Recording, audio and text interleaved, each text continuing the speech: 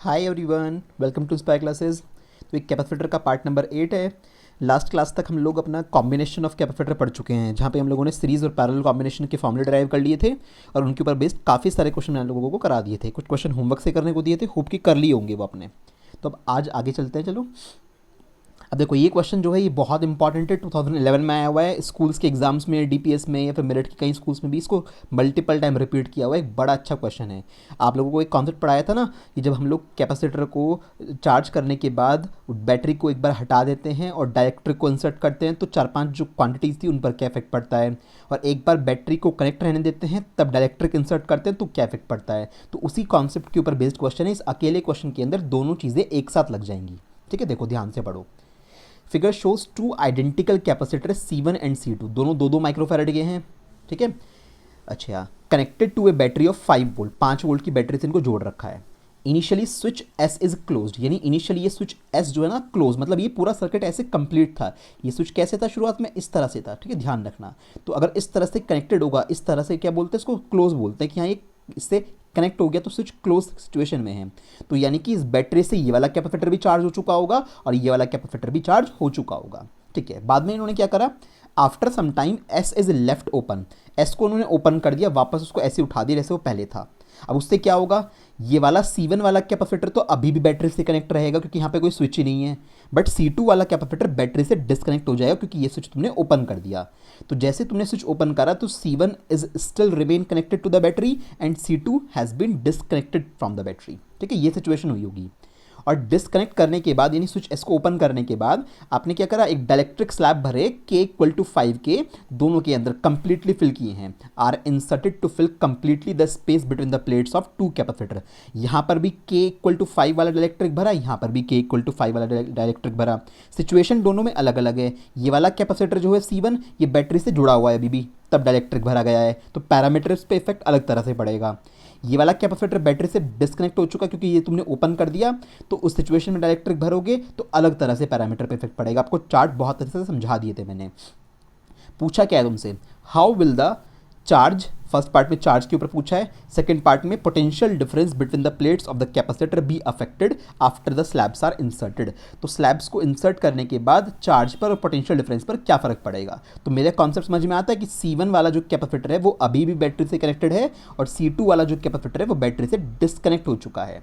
ठीक है, तो क्या कर लिखेंगे, after the switch S is open, जब स्विच को हमने ओपन कर दिया तो भैया जो S1 वाला कैपेसिटर है, सॉरी C1 है, C1 is still connected to the battery, still connected to battery. तो C1 तो अभी भी बैटरी से कनेक्टेड है, बट जो C2 है दूसरा कैपेसिटर है, हैज़ बीन डिसकनेक्टेड, वो डिसकनेक्टेड हो चुका है बैटरी से। तो ये चीज़ लिख दी, हम लोगों को समझ में भी आ गई। ठीक है भाई, तो उसका मतलब जो C1 वाला कैपेसिटर है ये बैटरी से जुड़ा हुआ है अभी भी, और ये स्विच ओपन हो जाने की वजह से डिस्कनेक्ट हो गया है। आपने दोनों में K इक्वल टू 5 वाला डायरेक्ट्रिक सब्सटेंस भरा, चार्ज पे क्या इफेक्ट पड़ेगा। एक बार बात करते हैं कैपेसिटर C1 के लिए। ऑन इंसर्शन ऑफ डायलेक्ट्रिक, इसका डायलेक्ट्रिक कांस्टेंट कितना है, K इक्वल टू 5। ठीक है, किसके लिए चलते हैं एक बार, फॉर C1 के लिए चलते हैं। पहली क्वांटिटी क्या है जिस पे वो बात करवाना चाहता है, वो क्वांटिटी है हमारे पास चार्ज। अब सोचो जरा, C1 वाला कैपेसिटर बैटरी से कनेक्टेड है हमारे पास। अगर बैटरी से कनेक्टेड है और आप डायलेक्ट्रिक लाके भर देते हो तो याद करो वहाँ पे क्या हुआ था, चार्ज K टाइम्स हो गया था, है ना याद, क्योंकि बैटरी है ना, चार्ज को सप्लाई करने वाला डिवाइस हमारे पास लगा हुआ है। तो उसका मतलब जो वहाँ पे चार्ज था Q, तो चार्ज बिकम्स K टाइम्स, तो चार्ज K टाइम्स हो गया था। K टाइम्स होने का मतलब जो Q डैश की नई वैल्यू आएगी that becomes K times of Q, that means Q dash will be equal to 5 times of Q। Charge कितना हो गया, 5 गुना हो गया, क्या आप इस क्यू की वैल्यू निकाल सकते हो? देखो तुम्हें पैरामीटर पता है क्या? हाँ, 2 माइक्रोफैराड तुम्हें ये पता है, दो मतलब तुम्हें वैल्यू दे रखी है, तुम आराम से चार्ज निकाल सकते हो इनिशियली। तो यहाँ पे आंसर नहीं छोड़ना, आपको इसे क्यू को निकालना पड़ेगा। अब बात आती है क्यू में निकालूं कैसे? भाई क्यू कैसे निकालोगे कि इस कैपेसिटर पे चार्ज कितना कितना हुआ होगा?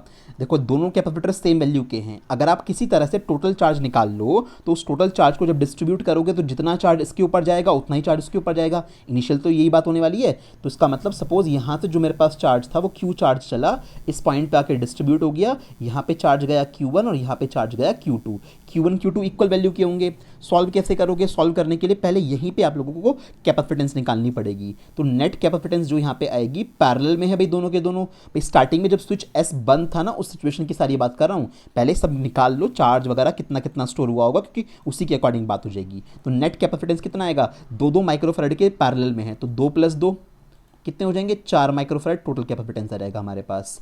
देयरफॉर चार्ज Q = C/V है ना, हमारे पास सॉरी Q = CV हो जाएगा, Q = C/V। तो C हमारे पास कितना है? नेट कैपेसिटेंस आया 4 माइक्रोफैराड का। आपके पास वोल्टेज कितनी है? 5 वोल्ट की बैटरी है। कितना हो गया? 5 4 20 माइक्रोकूलम का तुम्हारे पास टोटल चार्ज आ गया जो इस पूरे नेटवर्क पे स्टोर है। अगर 20 का टोटल चार्ज आ गया तो Q1 Q2 अलग अलग कितने आएंगे? आधे आधे हो जाएंगे ना भाई, कैपेसिटेंस बराबर वैल्यू के हैं। तो Q1 कितना आएगा? तो फाइनली यहाँ से समझ में आया कि जो मेरे पास Q1 आएगा वो भी 10 माइक्रोकूलम का आएगा, और जो मेरे पास Q2 आएगा वो भी कितने का आएगा? 10 माइक्रोकूलम का आएगा। दोनों के दोनों 10-10 माइक्रोकूलम के हो गए, आधे आधे हो गए। तो इनिशियली ये चार्ज था जो इन पे जाके स्टोर हो गया। सारी कहानी तब थी जब डाइलेक्ट्रिक नहीं भरा गया था। तो इतना कर लेने के बाद उन्होंने स्विच खोल दिया, फिर इसकी प्लेट के बीच में लाकर डाइलेक्ट्रिक भर दिया और यहाँ पे डाइलेक्ट्रिक भर दिया। ठीक है, तो इसी की बात कर रहे थे हम लोग। तो चार्ज K टाइम्स हो गया, यानी Q1 पे इस पे C1 पे चार्ज कितना हो गया? पहले का K टाइम्स हो गया, तो 5 टाइम्स ऑफ Q1। सॉल्व करो, 5 टाइम्स ऑफ Q1। Q1 कितना है? Q1 10 माइक्रोकूलम का है, तो कितना हो गया? 50 माइक्रोकूलम अब उसके ऊपर टोटल चार्ज स्टोर हो चुका होगा। ठीक है भाई। अब इसी तरह से जो दूसरा पैरामीटर है पोटेंशियल वाला, उसकी बात करते हैं।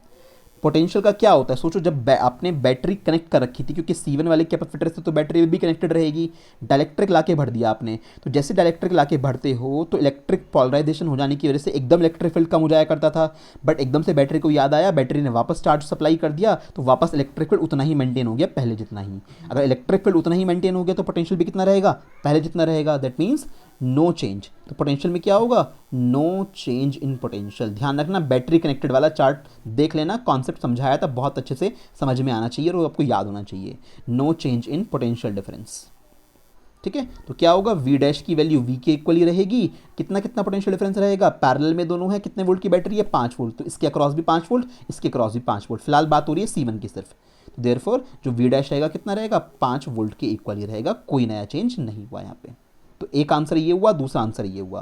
ये तो C1 वाले कैपेसिटर की बात हो गई। अब C2 वाले कैपेसिटर पे ये कंटेंट कैसे लगेगा? डिस्कनेक्शन के केस में, क्योंकि C2 वाला कैपेसिटर डिस्कनेक्टेड हो चुका था स्विच को ओपन कर देने की वजह से। तो बात करते हैं फॉर C2। C2 वाला कैपेसिटर कैसा है? डिस्कनेक्टेड है। कैसा है?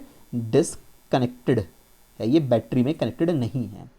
तो यहाँ पे चार्ज पे क्या इफेक्ट पड़ेगा? तो याद करो, अगर आपने बैटरी ही हटा दी और डाइलेक्ट्रिक लाके भर रहे हो तो चार्ज पे तो कोई इफेक्ट नहीं पड़ेगा, चार्ज तो सेम रहेगा, क्योंकि बैटरी चली गई ना, चार्ज को सप्लाई करने वाली डिवाइस चली गई। तो देयरफॉर क्या लिखोगे? चार्ज कांस्टेंट रहेगा, चार्ज रिमेन्स कांस्टेंट। यानी C2 पे जितना चार्ज पहले स्टोर हो चुका था चार्ज उतना ही रहेगा, वो चेंज नहीं होगा। दैट मीन्स Q' की वैल्यू किसके इक्वल आएगी? Q2 के इक्वल ही आएगी, यानी जितना चार्ज C2 पे पहले स्टोर था। दैट मीन्स कितना था? 10 माइक्रोकूलम का चार्ज था। तो ये चेंज नहीं हो पाएगा क्योंकि चार्ज को सप्लाई करने वाली डिवाइस नहीं है तुम्हारे पास। इसके अलावा पोटेंशियल डिफरेंस पे क्या इफेक्ट पड़ेगा? तो जो पोटेंशियल डिफरेंस है, बैटरी हट चुकी है, डाइलेक्ट्रिक लाके रख दिया, तो इलेक्ट्रिक फील्ड एकदम से डिक्रीज हुआ होगा 1/k टाइम्स, तो पोटेंशियल भी क्या हो गया होगा? 1/k times. तो देयरफॉर जो हमारे पास V' है वो कितना हो गया होगा? वो V/k हो गया होगा। तो V' इज इक्वल टू, पुराना वोल्टेज कितना था? 5 वोल्ट का था, अपॉन में K कितना, डाइलेक्ट्रिक कांस्टेंट कितना है? डाइलेक्ट्रिक कांस्टेंट भी 5 वैल्यू का है, तो उसको भी फिल कर दो। तो डाइलेक्ट्रिक कांस्टेंट 5 वैल्यू का है, तो नया पोटेंशियल जो हुआ सेकंड वाले कैपेसिटर की प्लेट के अक्रॉस वो कितना रह गया? सिर्फ 1 वोल्ट का पोटेंशियल डिफरेंस रह गया डाइलेक्ट्रिक रख देने के बाद। तो एक आंसर ये हो गया यहाँ पे, एक आंसर ये हो गया। ठीक है ना भाई। तो इस तरह से हम लोगों ने ये C2 कैपेसिटर वाले केस पे तो लगाया डिस्कनेक्शन वाले लॉजिक, और C1 वाले कैपेसिटर पे लगाया जब बैटरी कनेक्टेड थी वो वाले लॉजिक। इसलिए ये क्वेश्चन बड़ा इंपॉर्टेंट होता है क्योंकि एक ही जगह पे सब निकलवा लिया। देखो सीरीज पैरेलल कॉम्बिनेशन जो होता है वो भी यूज़ हो गया, टोटल चार्ज निकलवा के डिस्ट्रीब्यूट भी करवा दिया, इसके बिना काम नहीं चलेगा, तो चार्ज डिस्ट्रीब्यूशन भी यहाँ पे आ गया। बैटरी कनेक्टेड होती है, डाइलेक्ट्रिक रखने पे क्या इफेक्ट पड़ता है वो भी यहाँ पे आ गया। बैटरी डिसकनेक्टेड होती है, डाइलेक्ट्रिक रखने पे क्या इफेक्ट पड़ता है वो भी यहाँ पे आ गया। ये तीन तीन वैरायटी का कंटेंट एक सिंगल क्वेश्चन में पूछा हुआ है सीबीएसई ने, ठीक है। तो अच्छा क्वेश्चन था, ये पूरा सॉल्व कर लिया हम लोगों ने। आगे चलते हैं। अभी अगला क्वेश्चन एनसीईआरटी से, obtain the equivalent capacitance of the network. इसका टोटल कैपेसिटेंस निकालना है, देखते हैं सीरीज पैरेलल के according. For a 300 volt supply, अगर 300 वोल्ट की बैटरी लगी हुई हो तो determine the charge end voltage across each capacitor. तो हर एक कैपेसिटर पे चार्ज भी निकालना है, वोल्टेज भी निकालनी है। चार कैपेसिटर हैं, 4 बार चार्ज निकलेगा और 4 ही वोल्टेज की वैल्यू आएंगी। सीरीज पैरेलल ढूंढना पड़ेगा सबसे पहला लॉजिक। तो बैटरी से चलाओ चार्ज को, बैटरी से चार्ज चलाया क्यू वैल्यू का, इस जंक्शन पे आके चार्ज टूट गया, यहाँ पे चार्ज गया सपोज Q1 वैल्यू का, ऊपर चार्ज गया Q2 वैल्यू का। अब जरा ध्यान से सोचना, ट्रेस करो वैल्यू को। Q1 वाला चार्ज इसमें भी जाएगा, C3 में भी, यही वाला चार्ज C2 में भी जाएगा, यानी ये दोनों कैपेसिटर सीरीज में हो गए, ठीक है। चलते चलते ये चार्ज यहाँ तक पहुँचा, तो Q1 वाला चार्ज चलते चलते यहाँ तक पहुँचा Q1। Q2 वाला चार्ज ऊपर से घूम के आया इस रास्ते से, तो Q2 वाला चार्ज ऊपर से घूमते घूमते यहाँ पे पहुँचा Q2। इस जंक्शन पे आने के बाद वापस ऐड हो गए, Q1 प्लस Q2 वापस कितना हो गया, Q वैल्यू का हो गया। यानी कि C4 में से कितना चार्ज जाएगा, वही बैटरी का जो टोटल चार्ज है वो इसमें से पास आउट होकर जाएगा, वापस घूम के वहीं पे आ गए। तो चार्ज डिस्ट्रीब्यूट कर लिया। तो कैसे सॉल्व करेंगे, तो सबसे पहली बात यहाँ पे हुई कि जो ये C2 और C3 है ये हमारे पास सीरीज में हो जाएंगे, इनसे एक कैपेसिटर बनेगा, और जब एक कैपेसिटर बन जाएगा वो, फिर ये तीनों के तीनों, एक तो ये वाला, एक इन दोनों से बनेगा और एक ये वाला बनेगा, तीनों कैसे हो जाएंगे, पैरेलल में। क्यों, इस वाले में चार्ज जा रहा है Q1, इस वाले में चार्ज जा रहा है Q2, और इसमें चार्ज कितना जा रहा है Q, तीनों में अलग अलग चार्ज है ना, फिर वो तीनों एक साथ कैसे हो जाएंगे, पैरेलल कॉम्बिनेशन में सॉल्व हो जाएंगे। तो आराम से उनको सॉल्व कर लेंगे। पैरेलल में भी होंगे, मैं बता देता हूँ किस तरह से उसको सॉल्व करोगे, कोई दिक्कत नहीं है। देखो सबसे पहले इनको सीरीज में सॉल्व कर लो। ये 200 माइक्रोफैराड है, ये 200 पिकोफैराड है, तो इनको सॉल्व करते हैं। तो C डैश दोनों सेम वैल्यू के हैं, सीरीज कॉम्बिनेशन में तो कितना आएगा, कोई एक कैपेसिटेंस रखो, अपॉन में काउंटिंग से डिवाइड कर दो, तो यहाँ से C डैश आ गया 100 पिकोफैराड। इन दोनों को हमने सॉल्व कर लिया, ठीक है। अभी बैटरी को ऐसी कैसी बने रहने देते हैं, हम लोग अपना सर्किट थोड़ा सा शॉर्ट बना लेते हैं। हम लोगों ने क्या करा, ये इसको 300 वोल्ट की बैटरी थी, इसको ऐसी कैसी लगे रहने दिया, ठीक है भाई। यहाँ से हमारे पास 100 पिकोफैराड नीचे वाली ब्रांच में लगा हुआ है, तो 100 पिकोफैराड लगे रहने दिया। बीच वाली ब्रांच में सॉल्व करा, तो यहाँ पे बीच वाली ब्रांच में भी कितना आ गया हमारे पास, 100 का आ गया एक वैल्यू, तो ये बीच वाली ब्रांच में भी 100 पिकोफैराड आ गया, ठीक है भाई। ऊपर की साइड गए, ऊपर की साइड भी कितना लगा हुआ है, 100 लगा हुआ है, तो ये भी कितना हो गया, ये भी 100 पिकोफैराड का दे रखा है, ठीक है। इस तरह से कनेक्शन कर दिया। अब देखो वापस चला के यहाँ से जब चलना स्टार्ट करोगे, चार्ज अभी भी यहाँ पे टूटेगा, यहाँ पे टूटेगा। तो सबसे पहले एक काम करो कि भैया इन दोनों को आप सॉल्व कर लो अलग अलग, इन दोनों को पैरेलल में सॉल्व कर लो। अब इन दोनों को पैरेलल में जब सॉल्व करोगे, उनसे जो एक आंसर आएगा फिर वो और ये वाला सीरीज में हो जाएंगे। तो ये तीनों एक साथ पैरेलल में नहीं है, तो जो ये ऊपर वाली दो ब्रांचेज है ना, इनको 100 को पैरेलल में सॉल्व करो, जो आएगा वो उसके साथ सीरीज में हो जाएगा फाइनली, ठीक है भाई। तो यहाँ पे चार्ज कितना कितना जा रहा है, वैसे इस वाली ब्रांच में चार्ज जा रहा है Q2 का, इस वाली ब्रांच में चार्ज जा रहा है Q1 वाला, और इसमें कितना जा रहा है, Q जा रहा है टोटल चार्ज, ठीक है। तो चार्ज यहाँ पे भी दिखा दिया। इसको फर्दर सॉल्व करते हैं आगे। तो जब सॉल्व करोगे 100 पिकोफैराड पैरेलल में है, तो कितने हो जाएंगे, 200 पिकोफैराड हो जाएगा। तो वही 300 वोल्ट की हमारे पास ये प्लस माइनस में यहाँ पे बैटरी लगी हुई है, ठीक है। तो ऊपर वाली ब्रांच से आए चल के, तो यहाँ पे हमारे पास बचा 200 पिकोफैराड, 100 पिकोफैराड पैरेलल में इन्होंने 200 पिकोफैराड बना लिया। मैंने इन दोनों को सॉल्व करा है, ठीक है भाई। तो यहाँ से 200 पिकोफैराड हो गया। नीचे नेगेटिव वाली साइड से आए, तो वहाँ पे तो क्या बैठा हुआ था पहले से ही, ये C4 बैठा हुआ है, कितना 100 पिकोफैराड का बैठा हुआ है। ऐसे सॉल्व कर लिया। अब इसके बाद ये दोनों कैपेसिटर कैसे दिखाई दे रहे हैं, एक ही लाइन में है ना, यहाँ से जो चार्ज चलेगा वो दोनों में से पास आउट होकर जाएगा। फाइनली ये सीरीज में हो गए। तो देयरफॉर अब नेट कैपेसिटेंस कैसे निकलेगा भाई, पहले तो ये डायग्राम बना बना के निकाल देना ऐसे ही। तो फाइनल जो नेट कैपेसिटेंस मेरे पास आएगा, C नेट, यहाँ पे 200 और 100 पैरेलल में है मेरे पास, सॉरी सीरीज में है। तो सीरीज में कैसे सॉल्व करेंगे, 200 और 100 दोनों के मल्टीप्लाई अपॉन में दोनों का एडिशन। पैरेलल में ये हमारे पास जो सर्किट होता है इस कैपेसिटर के अंदर, तो उसको ऐसे सॉल्व करते हैं। तो ये 200 इंटू 100 एज इट इज़ रहा, अपॉन में 300 हो गया। 100 से 3 बार कट गया, तो कितनी वैल्यू आई, 200/3 पिकोफैराड। देखो पिको दे रखा था क्या, तो पिकोफैराड हमारे पास इतना हमारा आंसर आ गया नेट कैपेसिटेंस का। पूरे सर्किट को सॉल्व कर लिया। ये दोनों सीरीज में हुए, सॉल्व करा, फिर वो दोनों पैरेलल में हुए, फिर से दोबारा से सीरीज में हो गए। तो ऐसे ही सॉल्व हो गया। बात आती है चार्ज निकालने की। अब चार्ज कैसे निकालने, ये वाला सर्किट काम आएगा चार्ज निकालने में तुम्हारे। सोचो ज़रा, सबसे पहले भाई चार्ज डिस्ट्रीब्यूट करना है तो टोटल चार्ज चाहिए होगा। टोटल चार्ज अगर एक बार निकाल पाए, उसके बाद देखो इस वाली ब्रांच में कितना जा रहा है Q1, तो ये Q1 जो जा रहा था यही C3 में जा रहा था, ये C2 में जा रहा था, तो Q1 निकाल लेंगे। ऊपर वाली ब्रांच पे कितना जा रहा है Q2 जा रहा है, तो Q2 निकाल लेंगे। तो जैसे ही Q1 Q2 मेरे पास आ जाएंगे, उसके बाद आराम से क्वेश्चन सॉल्व हो जाएगा, कोई इशू नहीं है। Q1 Q2 कब आएंगे, Q1 Q2 तब आएंगे जब आपके पास टोटल चार्ज पता होगा। तो टोटल चार्ज निकालो सबसे पहले। अब कैपेसिटेंस की कहानी खत्म हो गई, इसके बाद टोटल चार्ज शुरू करते हैं। तो टोटल चार्ज क्या आएगा, Q is equal to C into V, total capacitance total voltage. तो टोटल कैपेसिटेंस आई है पूरे सर्किट की 200/3 पिको फैरड। ठीक है, किससे मल्टीप्लाई करोगे, वोल्टेज कितना है, 300 वोल्ट का वोल्टेज है। 3 से ही कट गया तो हमारे पास 100 बार, तो कितना हो गया हमारे पास 2 इंटू 10⁴ है ना भाई। 2 तो ये हमारे पास है ही, 2 0 ये रही और 2 0 ये रही, तो 2 इंटू 10⁴ कितना, पीको कुलाम। तो इसको मैं ओवरऑल सॉल्व कर लेता हूँ। पीको आता है 10⁻⁻12, तो सॉल्व करके 2 इंटू 10⁻⁸ कुलम बचेगा। फिर -12 तो पीको से आएगा, 4 प्लस का है, तो 2 इंटू 10⁻⁸ कुलम मेरे पास टोटल चार्ज आया। क्यू निकल के आ गया। क्यू जैसे ही निकल के आ गया तो डायरेक्ट C4 पे तो चार्ज आ ही गया। तो C4 का चार्ज तो मेरे पास कितना था, Q कुलम ही था, तो ये तो आ गया। मुझे फिलहाल Q1 Q2 निकालना है, तो पहले Q1 Q2 निकालते हैं।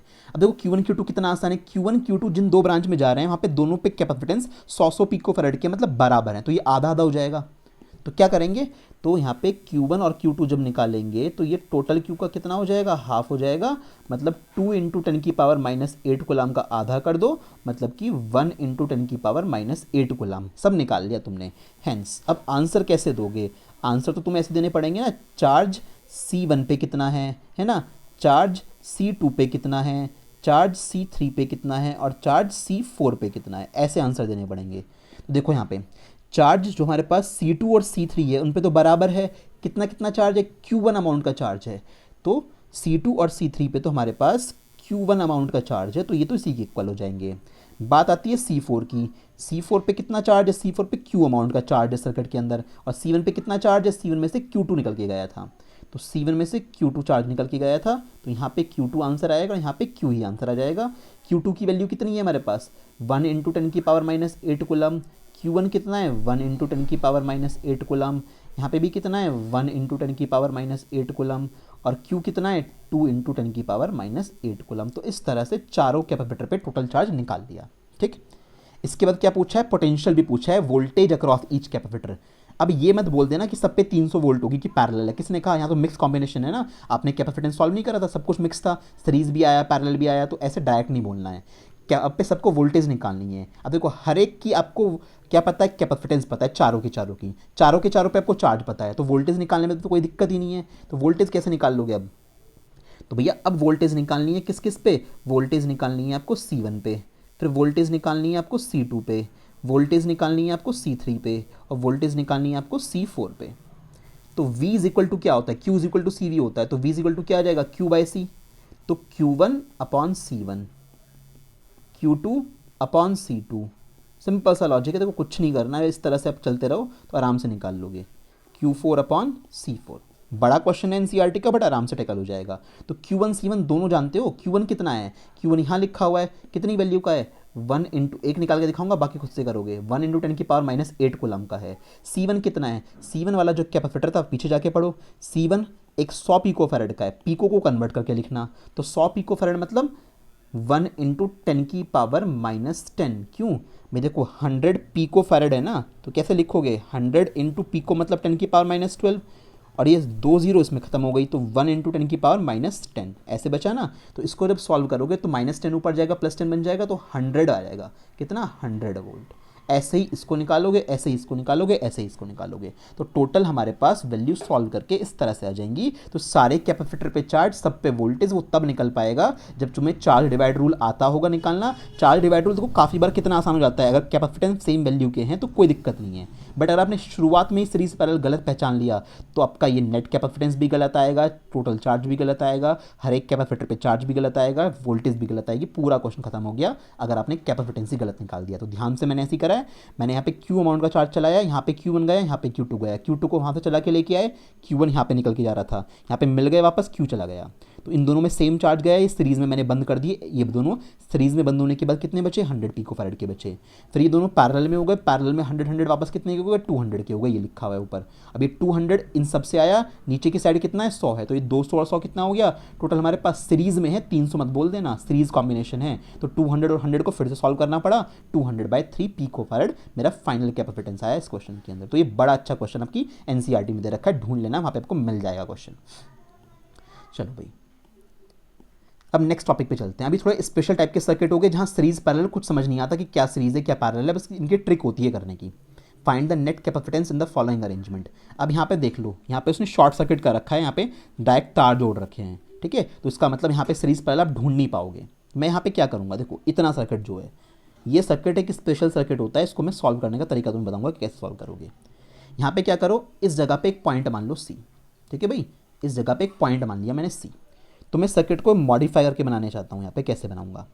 मैंने यहाँ पे क्या करा, मैंने एक पॉइंट बनाया यहाँ पे ए, ठीक है भाई, इस जगह पे एक ए पॉइंट बनाया, इस जगह पे एक सी पॉइंट बनाया, रास्ते में फिर मेरे पास ये 10 माइक्रोफैराड का कैपेसिटर बैठा हुआ है, फिर लास्ट में मेरा क्या है बी। मुझे नेट कैपेसिटेंस तो ए और बी के बीच में ही निकालनी है, बट जो ये बीच का सर्किट है जहाँ पे शॉर्ट सर्किट के रखे हैं 2-2 वायर लगा के, ये स्पेशल सर्किट है, 3 कैपेसिटर नज़र आ रहे हैं, तो इसको कैसे सॉल्व करोगे। यहाँ पे पॉइंट सी आपने बना लिया इस जगह से।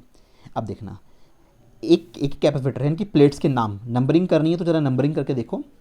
यहाँ पे इसको 1 नंबर लिख दो, इसको 2 नंबर लिख दो, इसको 1 नंबर लिख दो, इसको 2 नंबर लिख दो, इसको 1 नंबर लिख दो, इसको 2 नंबर, प्लेट्स पे नंबर डाल दिए। अब बहुत ध्यान से सुनना, एक एक कैपेसिटर से बात करेंगे, मैं तीनों कैपेसिटर यहाँ पे बना देता हूँ, पहला, दूसरा और तीसरा, ठीक है भाई। नंबरिंग कर लो, 1 और 2, 1 और 2 और 1 और 2, ठीक है। अब देखो, अब इस 2 माइक्रोफैराड की जो 1 वाली प्लेट है वो डायरेक्टली ए से कनेक्टेड है, जाने का रास्ता है ना, 1 वाले प्लेट को ए से जोड़ा जा सकता है, तो मैंने क्या करा, 1 वाली प्लेट को डायरेक्टली उठा के ए से कनेक्ट कर दिया, तो मैं इसको ए से कनेक्ट कर देता हूँ, ये ए से कनेक्ट हो गई, ठीक है भाई। इसके बाद इसी कैपेसिटर की जो 2 वाली प्लेट है, अब यहाँ से तो जा नहीं सकते, रास्ते में और कैपेसिटर बैठेंगे, बट इस वाले रास्ते पे 2 वाले रास्ते से यहाँ पे आओ और नीचे से जंप मार जाओ, ये बाईपास हो जाओ इस रास्ते पे, रास्ते में कोई कैपेसिटर नहीं आना चाहिए। देखो 2 वाली जो प्लेट है, ये सेकंड वाली जो प्लेट है, यहाँ पे जाने का रास्ता इसके साथ किसका है, सी का है, यानी ये वाली जो प्लेट है इस कैपेसिटर की, ये सी वाले पॉइंट से कनेक्टेड है, तो मैं इसको सी से कनेक्ट कर देता हूँ, ठीक है। इसके बाद इसका काम खत्म हो गया, अगले कैपेसिटर पे आओ, 3 माइक्रोफैराड वाले पे, तो ये ऊपर वाला तो 2 माइक्रोफैराड का है, इसको तो ऐसे कैसे हम लोगों ने लिख दिया। अगले वाला 3 माइक्रोफैराड का है, इसकी पहले वाली प्लेट देखो, इसकी फर्स्ट वाली प्लेट ऐसे तो जा नहीं सकते क्योंकि रास्ते में ये अड़ जाएगा, तो 1 वाली प्लेट ए से कनेक्टेड तो है नहीं, बट 1 वाली प्लेट में यहाँ पे आके नीचे से अगर घूम के जाऊँगा तो मैं सी पे पहुँच सकता हूँ, तो इसका मतलब उसकी 1 वाली प्लेट है वो किससे कनेक्टेड है, वो सी से कनेक्टेड है, ठीक है, मैंने कनेक्ट कर दी। इसकी जो 2 वाली प्लेट है वो यहाँ से तो जा नहीं सकते, रास्ते में ये आ रहा है, तो इसको ऊपर से लेके आओ, रास्ते में कोई कैपेसिटर नहीं होना चाहिए जब तक आप दूसरे पॉइंट तक नहीं पहुँच जाते, तो उस 2 वाली प्लेट को यहाँ से लाके हम लोग इससे कनेक्ट कर सकते हैं ए से, तो 2 वाली प्लेट जो है इसकी किससे कनेक्टेड हो गई, तो सर 2 वाली प्लेट इसकी ए पॉइंट से कनेक्ट हो गई, तो कोई दिक्कत नहीं है, इसको ऐसे पलट के लिख देंगे ना, हमें तो बस क्या चाहिए, पैरेलल कॉम्बिनेशन में 3 कैपेसिटर पैरेलल में हैं अगर, तो तीनों की एक एक प्लेट तो एक पॉइंट से कनेक्ट होनी चाहिए, और दूसरी प्लेट मतलब सेकंड वाली जो भी प्लेट है वो एक पॉइंट से कनेक्ट होनी चाहिए, तो इस तरह से हम लोग उसको क्या पैरेलल में बोल देते हैं। अब अगला कैपेसिटर देखो 5 वाला, इसकी फर्स्ट वाली प्लेट देखो, रास्ता है क्या, इसको आप सी पे तो पहुंचा नहीं सकते, बट यहाँ से घूम के अगर जाओगे तो ए से कनेक्ट करवा सकते हो, तो आपने इसको ए से कनेक्ट करवा दिया, और सेकंड वाली प्लेट तुम्हें नज़र ही आ रही है किससे कनेक्टेड है, सी से, तो ये सी से कनेक्ट हो गई। तो अब देखो ये तीनों के तीनों कैपेसिटर पैरेलल में हो गए या नहीं हो गए, 2 माइक्रोफैराड, ये 3 माइक्रोफैराड और नीचे वाला कितना 5 माइक्रोफैराड, बताओ लॉजिक कितना आसान था, बात क्लिक कर रही है। तो ये 2, 3 और 5 माइक्रोफैराड तुम्हारे पास पैरेलल कॉम्बिनेशन में थे कायदे में, जो ये सर्किट था, कई बार तो ये अकेला भी पूछ लेते हैं, तो कई बार साथ में चौथा लगा के ऐसे दे देते हैं, तो ये बीच में क्या हो गए, तीनों पैरेलल कॉम्बिनेशन हो गए 2, 3 और 5 के। तो बस सॉल्व करना शुरू करो अब, 2 microfarad, 3 microfarad and 5 microfarad are in parallel. Parallel में कैसे कनेक्ट करते हैं, पैरेलल में डायरेक्टली जोड़ देते हैं, कैपेसिटर में तो यही होता है। 5 और 3 8 1 10 माइक्रोफैराड हो गया।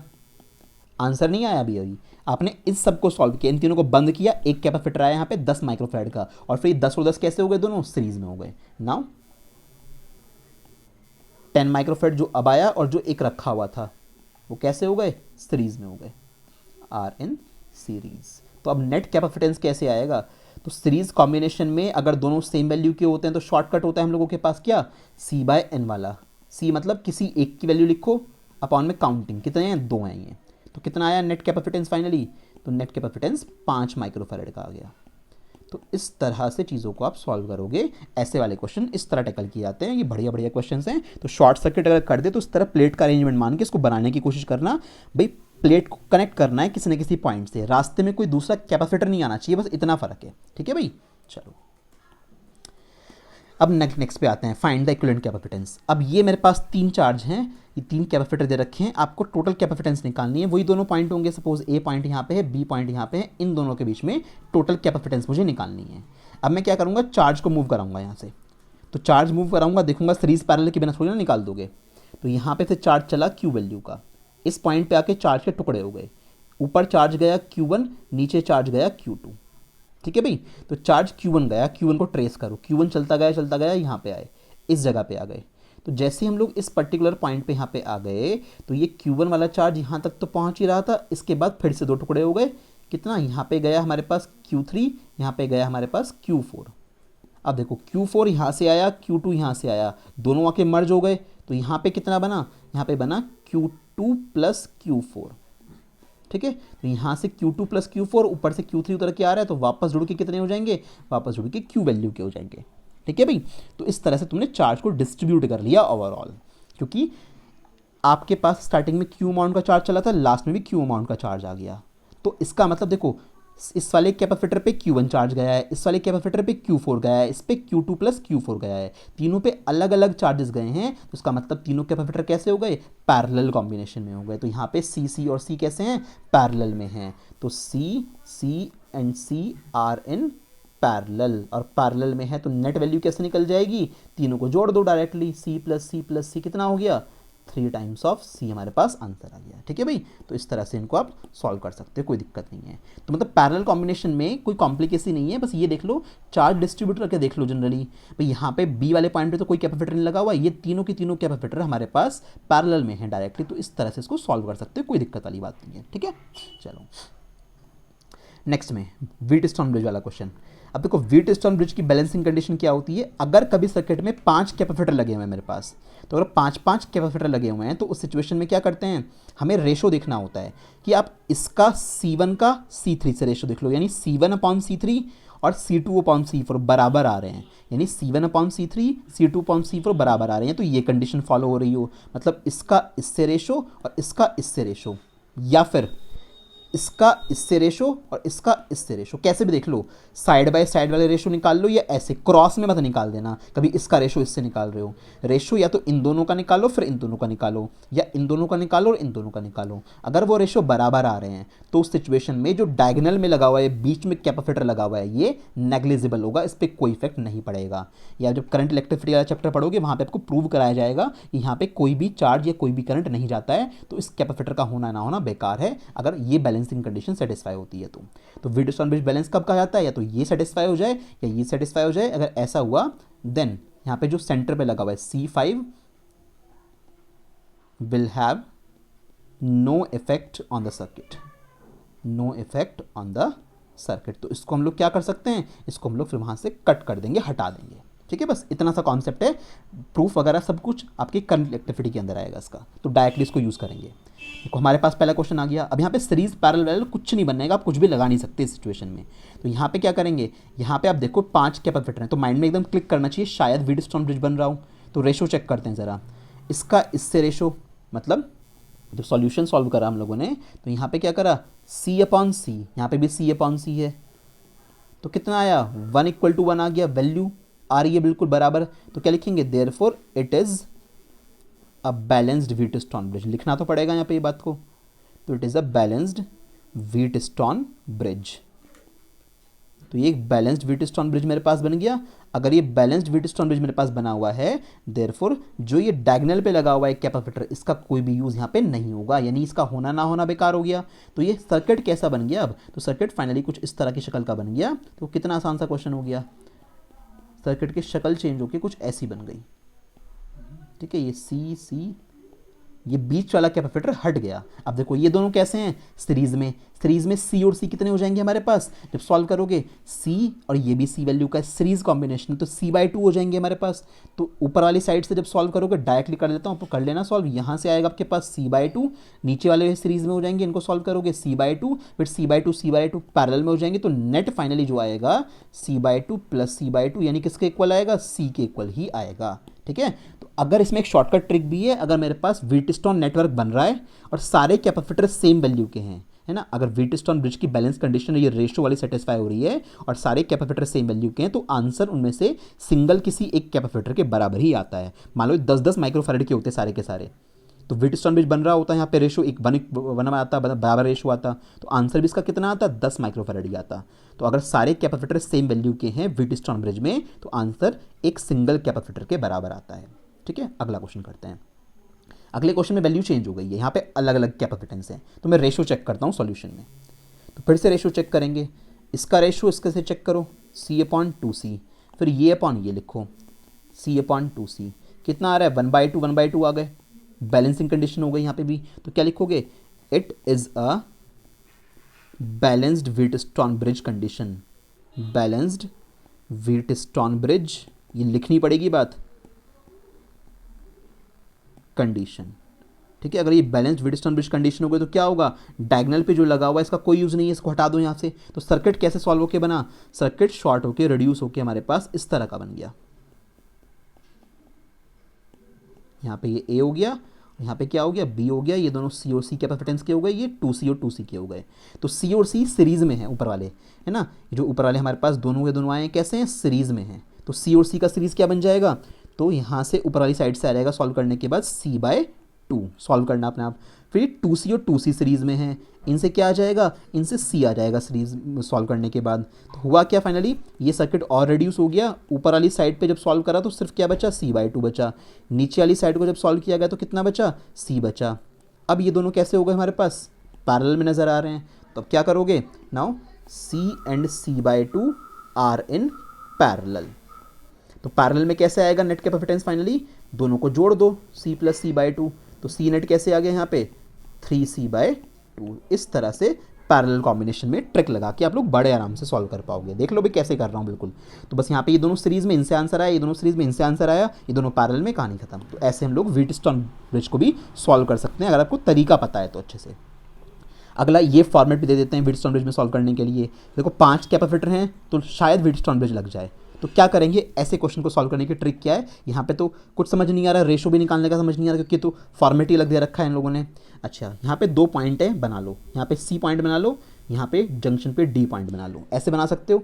A और B तो लिखे हुए हैं ना भाई, A यहाँ पे है ये और B यहाँ पे, क्योंकि ये तार हो या ना कोई फ़र्क नहीं पड़ता। तो ये A पॉइंट है, ये C पॉइंट है, ये D पॉइंट है और ये B पॉइंट है मेरा। मैं चारों को लिख लेता हूँ अलग अलग करके, ठीक है भाई। तो यहाँ पे मैंने क्या करा, ट्रिक देख लो कैसे करनी है सॉल्व। तो यहाँ पे हमने A लिखा, यहाँ पे हमने B लिखा, ऊपर C लिखा, एक ट्रायंगल सा बना लेंगे, नीचे D लिखा। ऐसे करते हैं इस क्वेश्चन को सॉल्व। अब देखो पहले वाले क्वेश्चन में यहाँ पे शॉर्ट सर्किट भी था, याद है तुम्हें, तो यहाँ पे शॉर्ट सर्किट था हमारे पास, तो इस सिचुएशन में ये फ्लैट थे वायर। अब की बार फ्लैट वायर नहीं है, यहाँ पे कैपेसिटर लगे हुए हैं। तो देखो कैसे, सबके बीच में एक एक कैपेसिटर लगा लो, बाद में फिर वैल्यू ढूंढ के लिखेंगे। जैसे A और C है, A और C के बीच में कैपेसिटर लगा दिया, तो A और C के बीच में कितना कैपेसिटेंस है। वैसे तो यहाँ पे सारे ही सेम टू सेम वैल्यू के हैं, बट बाय चांस ये अलग अलग वैल्यू के होते फिर तो आपको वैल्यू स्पेसिफाई करनी पड़ती ना अलग अलग सब पे। तो यहाँ तो कोई दिक्कत नहीं है, सारा नेटवर्क बना के सब पे 2-2 लिख देना, बट अलग अलग होती तो आना चाहिए, इसलिए ढूंढना सिखा देता हूँ, सोच इसको ढूंढते कैसे हैं। तो A यहाँ पे है पॉइंट, भाई A ये यही माना जाएगा, तो ये A यहाँ पे है, C यहाँ पे है, इसके बीच में कितना है, ये वाला जो कैपेसिटर है वो यहाँ लगा हुआ है, तो ये 2 माइक्रोफैराड। ठीक है, ये तुम्हें पता है 2 माइक्रोफैराड ढूंढना है कौन कौन से लगे हुए हैं, तो ये हमारा यूटिलाइज हो गया, इसको मैंने राउंड कर दिया। फिर बात आती है C और B के बीच में, ढूंढते हैं C और B के बीच में कहाँ पे है। तो C पॉइंट ये रहा, B पॉइंट ये रहा, इसके बीच में कौन सा आएगा, ये नीचे वाला जो यहाँ से आएगा, क्योंकि इस साइड से तो जा नहीं सकते, यहाँ से तो आपके पास कितने हैं, यहाँ से तो आपके पास 2-2 कैपेसिटर बैठे हुए हैं, नीचे के साइड से जाओगे तो B तक पहुँच जाओगे, एक कैपेसिटर ये वाला यूज़ हो जाएगा। तो ये 2 माइक्रोफैराड यहाँ पे लिखा गया। फिर यहाँ पे लगा दो जरा B और D के बीच में। अब B कहाँ पे है, B यहाँ पे है, D यहाँ पे है, इनके बीच में कौन सा है, ये वाला 2 माइक्रोफैराड है, इसको राउंड कर लिया, तो ये यहाँ पे आ गया। फिर A और D के बीच में, A और D ढूंढो, A और D कहाँ है, A यहाँ पे है मतलब मेरे पास पॉइंट, तो ये A यहाँ पे हो गया, D यहाँ पे हो गया, इसके बीच में कौन सा आएगा, ये ऊपर से जो जंप करके आएगा, यानी ये वाला हो गया 2 माइक्रोफैराड। फिर एक और बचा C और D के बीच में भी तो बचा, तो सी और डी के बीच में कौन सा नज़र आ रहा है, ये जो एक अकेला बचा है ये सी और डी के बीच में हो गया, ये भी कितना है 2 माइक्रोफैरड का है। तो ये इसलिए सिखाया है कि करके कि बाई चांस अलग अलग वैल्यू के होते तो आप इन्हें अरेंज कर पाते, अगर अरेंज नहीं कर पाओगे गलत कर दोगे तो पूरा क्वेश्चन गलत हो जाएगा। तो ये सर्किट को रिकंस्ट्रक्ट करके हम लोगों ने ऐसे मॉडिफाई कर लिया। ये तुम्हें अगर ऐसे सर्किट को ऐसा बनाना आ गया कोई दिक्कत नहीं है, देखो रेशो कितनी आराम से निकाल लोगे भाई, यहाँ तो सेम है, समस्या नहीं है। बाई चांस यहाँ पे 2 होता है, यहाँ पे 6 होता है, यहाँ पे 2 होता है, यहाँ पे 6 होता, तो फिर तो आपको वैल्यू ठीक से निकालनी पड़ती है ना। तो ये रेशो निकालो इन दोनों का, तो 2/2, तो 2/2 इज इक्वल टू यहाँ भी कितना है 2/2, तो कितना हो गया 1:1। तो क्या ये बैलेंस्ड व्हीटस्टोन ब्रिज है, तो आंसर है यस। तो लिख दो ना कि it is a balanced Wheatstone bridge. तो ये भैया बैलेंस्ड व्हीटस्टोन ब्रिज मेरे पास बना हुआ है। अगर ये बैलेंस्ड व्हीटस्टोन ब्रिज है तो ये डायगोनल पे जो लगा हुआ है वो बेकार हो जाएगा, इसका कोई यूज़ नहीं है, इसे उड़ा दो। तो जो बचा हुआ सर्किट बना उसको रिकंस्ट्रक्ट कर लो फिर से। तो सर्किट रिकंस्ट्रक्ट करते करते बराबर बनाते रहो और कोई दिक्कत नहीं है, सर्किट आपको बनाने हैं हर बार।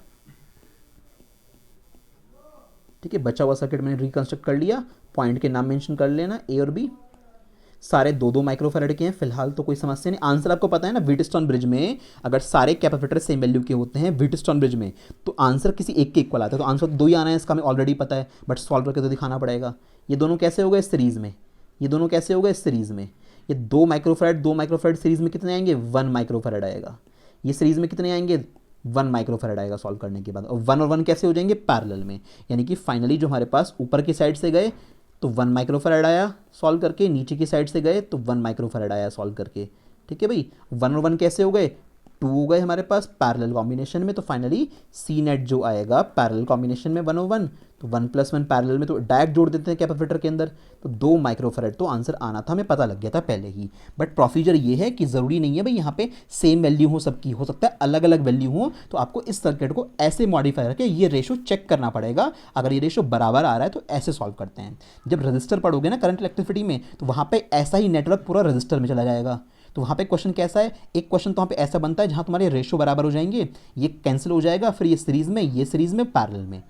एक एनसीईआरटी में ऐसा भी क्वेश्चन है जहाँ पे इस तरह का ही नेटवर्क बनेगा और balanced Wheatstone bridge condition satisfy नहीं होनेगी, यानी वो व्हीटस्टोन ब्रिज बैलेंस नहीं होनेगा। अब बैलेंस नहीं हुआ तो प्रॉब्लम हो जाएगी ना, फिर तो यहाँ ना सीरीज़ है ना कुछ पैरेलल है। तो ऐसे क्वेश्चन को कैसे ट्रिक से सॉल्व करते हैं वो भी सिखाऊंगा कि अगर अनबैलेंस्ड व्हीटस्टोन ब्रिज आ जाए तो उस सिचुएशन में फिर वो क्वेश्चन कैसे हो जाएगा, क्योंकि सीरीज़ पैरेलल से वो डायरेक्ट नहीं हो सकता। ठीक है, तो वो जब करंट इलेक्ट्रिसिटी पढ़ोगे तो वहाँ पे तुम्हें समझ में आएगी बात।